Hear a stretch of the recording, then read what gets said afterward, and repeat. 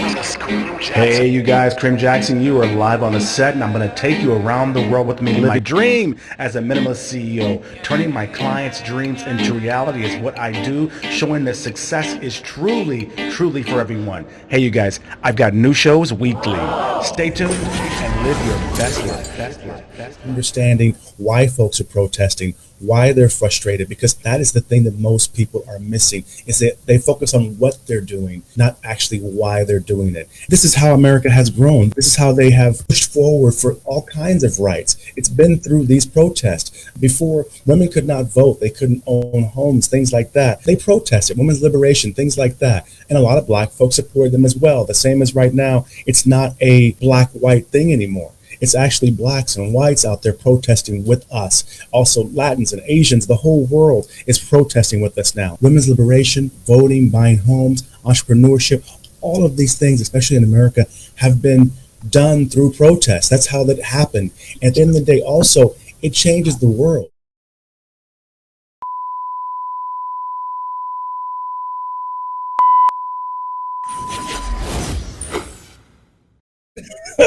Well, how are you doing, sister? How you doing?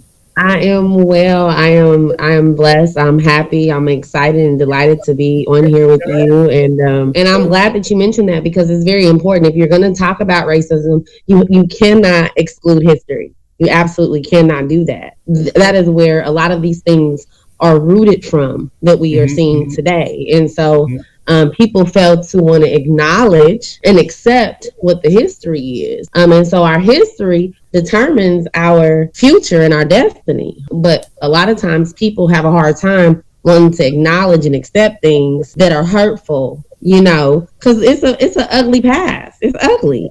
Racism is an ugly thing. It's nasty. It's very, very nasty. So you have Civil War, then you have post-Civil War, then you have the Jim Crow laws, right? And so, which starts to create the framing of the systemic oppression. So what you guys have seen, and what people are seeing all across the world, with people wanting to stand up in solidarity with brown and black people everywhere, is they see the mistreatment, they see the injustice, they see the inequality, they see the discrimination, they see it. It's blatant, and it always has been. And so, but what you see now is people saying, you know what, no, this is not okay. No different than what you saw in the 60s when the people rose up and they're like, you know what, I'm tired. I'm so sick and tired of this. Seriously, it's like, wait a minute. Hold up. You want me to live through this? I'm so thankful that you brought me on to talk about this, because I'm very passionate about this subject, if you guys cannot tell, as a Black American. It's nothing, we can't dodge it. And so for all these Caucasian people that continuously try not to face it, okay, because this is what's happening. They're having to face what we face every day. Yeah. Okay, and so it's uncomfortable. It's no different than when you have a bad behavior, right? As a human, we all have certain behaviors, and we have to confront it within ourselves and say, you know what, this ain't right. Even if this is something you've been doing, something has to change, something has to give. And so it's the same thing. Racism, it's a behavior, because it's a learned behavior, right? We see little children all the time just loving each other, right? Embracing each other. They have no idea that they're different. When I was in the States, I was successful, Maryliyn. I had a home, I had cars, I had a business. I was well connected. But you get to a point where you're kind of frustrated, no matter what level you're on, sister. Whether you're broke or not, you get frustrated because there's a ceiling. And then what happens for me is that my family had international business already, but I was younger. So when I went abroad, and I happened by a business meeting, I had a business meeting about outsourcing my business. And at the time I was outsourcing my printing of my magazines. All I knew was a dollar's worth $50 there. So I'm paying $100,000 for printing in America, right? So I could pay $20,000, and they were like, yes, sir. And then what happened for me with the racism in business, Maryliyn, let me tell you this. I was like, how are all these white people in my business, in my industry with me, who see me struggling to pay these print bills, right? Didn't tell me this is what they're doing. So I did my first publication. I was in California. I had left Kansas City already, living on a boat. And I said, this cannot be freaking true. Designers laid it out the same as usual,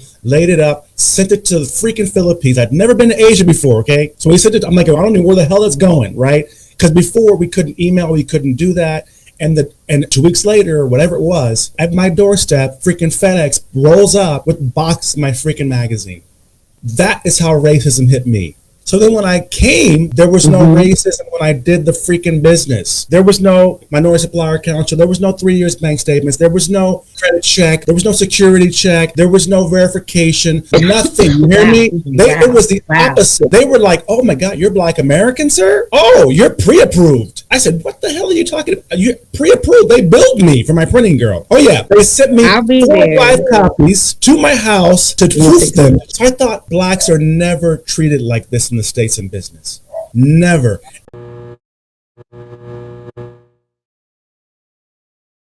And so I thought it still can't be true.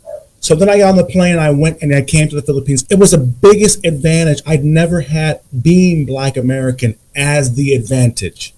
And that was where I really said, I'm sick of it. I can deal with the personal nigga shit. You know what I'm saying? I can deal with that. When I got to Asia, that is how they receive you. So when you go into a meeting, they like, oh, we know Black, we've seen y'all. It's a completely opposite emotion. And I feel that what you're saying is that in the States, we cannot feel the rewards of all of our ancestors' work because they still keep you in this box. And it's not even racism. Racism in America is fake. The truth is, and I had this on my show last week, it's a fear. It's not even like a nigga thing. You feel me? They're coming from a lower area and they got to pay 3 times, 5 times, 50 times more of their money to even live in the Philippines or Asia. Whereas we're coming from the rich top. So every Black person that has a job working at 7-Eleven or higher, it would be a millionaire here. So that's kind of the reason they treat us a little bit different. The fear is with them is that when you let Negroes into the NBA, they knew they couldn't play against us. We're the only ones didn't know. We thought that they didn't like us because we were Black. The truth of it is they were weak and they didn't know what the hell. They knew that from watching us in the hood, they couldn't beat us. So they had to be racist. You know, all the things that would benefit you abroad or globally as a company, they can't beat you. They can only beat you in the States because they know there's red tape. They know you can't get a lease here. You can't get this license. They know you can't get this government contract or something. You know what I'm saying? They know certain things. When you got off that plane here, sister, what I saw was, no, baby. What do you think about that, girl? So I have traveled, but not to the point where I've had that experience internationally. I've only been on like a couple of cruises, but I have heard many of stories, and I have friends who live throughout the United States and other parts. You know, and I have to agree with some of the things that you said earlier on about traveling and getting outside of the United States so that you can have that different encounter and different experience because it is different. It's definitely going to be different. Like you said, that's the way this country has been bred. And you even see like memes that say stuff like racism is so American. You know what I mean? And so I think that kind of hits on to that understanding that like how small-minded they feel like the U.S. is. And you hear it all the time. People talk bad about being here in U.S. You know, just how our people are just uneducated and, you know, ignorant, and the amount of feedback you hear from other countries of how foolish our leader is of this country. The benefit to him, for us as Black folks, is that the whole world sees it now at the same time. I have to agree with you. I don't have to travel nowhere now and explain to them why I left America, what racism is, what white privilege is. I have to explain. They don't ask no questions because they see it. It's more, they message me like, oh man, did you see what the hell happened today in the States? Right. You know, as opposed to before social media especially, you had to explain. When you show like the picture of us picking cotton, for example, right? In the historian, I always push those pictures online. I always show that. And I say it more like, look at my grandma, you know, because foreigners see, damn, that was America before. So then they like, what? If we had y'all here, you could build our country too. You could make our music number one too. You could make our sports number one too. You could take our business global. You know what I'm saying? Like they see it completely different than what we see ourselves. And I think that Trump did that for us. If there's any blessing that comes out of this, he's shown how unqualified a white male can be and still get the job behind a super qualified Black man. They see it. And now he's a joke globally. And on our show, I can't play anything of his live on my live shows. Not this one included, but when I was on the radio, my FM show, things like that, I could not play him. In the States, I felt sad about that, man.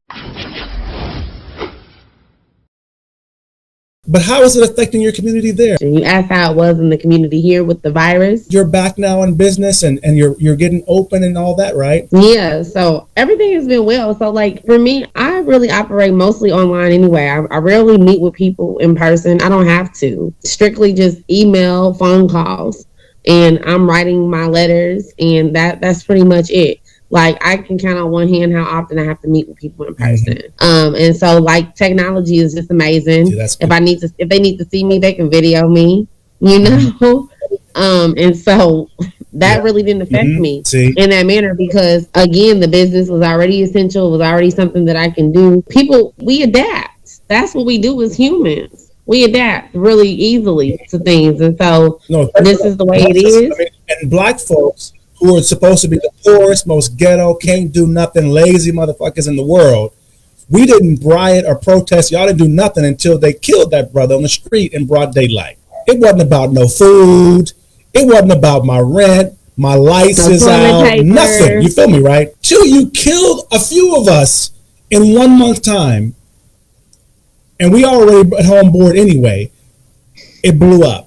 Whereas the world saw them like, wow, they ain't got 2 weeks savings, a month in the bank. They can't figure it out for 30 days, 60 days. Well, we've been on soft quarantine in this third world country since January. My point is, through Trump and the administration and things, what really is going on? And that's the blessing out of this stuff. Well, do you want to say anything to folks out here that do not know why y'all are protesting or why we are protesting or they're protesting, so you can explain to these folks, what it is? And what's going on that don't understand what's going on? We're just coming against the inequality, injustice, discrimination that we experience every day here in America. We experience this in our corporations, in our jobs, okay? And which is another reason why I am self-employed, but we didn't get a chance to get into that, but I'm going to throw that out there.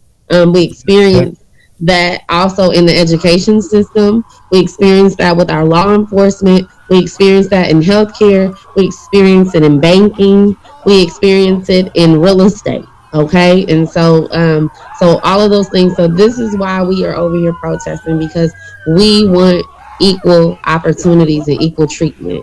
And we don't want it just to be on paper. We want it to be real. We want it to really be existing. And so we want to dismantle just some systems that have been framed since the Jim Crow era. Because you can support Miss Maryliyn. You guys are in the States. I think credit repair is national, right? It is. It is. People do it all over. America can call you. People do it all over. Absolutely. My number is 816-839-4020. I don't have a 1-800 number any longer. I think I'm going to have to go ahead and get one now since I got people international. Support Black folks, support Black women doing stuff. This is how she's able to stay home and stay healthy. And like she said, thank you. And I look forward to just being back with you guys. And I appreciate you. And thank you. Show the people. Show us how we can move out the country and do what you did. And teach us. Oh, I'm gonna do it, girl. I didn't think anybody cared. I didn't think anybody knew, but I've been getting so many calls. They've happy doing it. This is the time now to tell the people, get them to move and migrate. Get the hell up out of here. All righty. Go back and forth. Don't make it so permanent. Just get out for a while like they do. They leave and they summer home. They vacation home. Leave for the winter. But I'm not going to deal with this damn snow. I'm going to go to the tropics for the winter because here it's summertime. So it's booming here. Right, but then in the States, you frozen. You slow anyway, so you might as well go to and you doing credit. Bring your laptop. All right, I will. So anyway, Maryliyn, I appreciate it. Love you much, girl. I want to love you much. Blessings. Yeah, I'll have you back on the show. We're talking about your business itself, and we do a business segment. Thank you.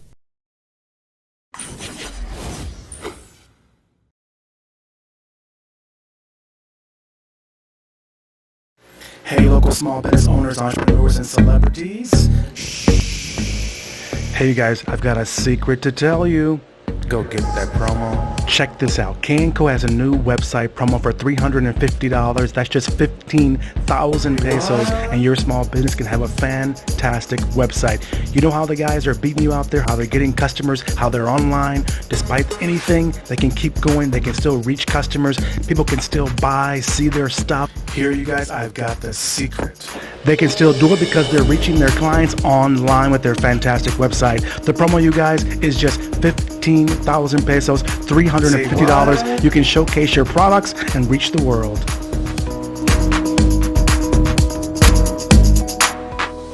Go get that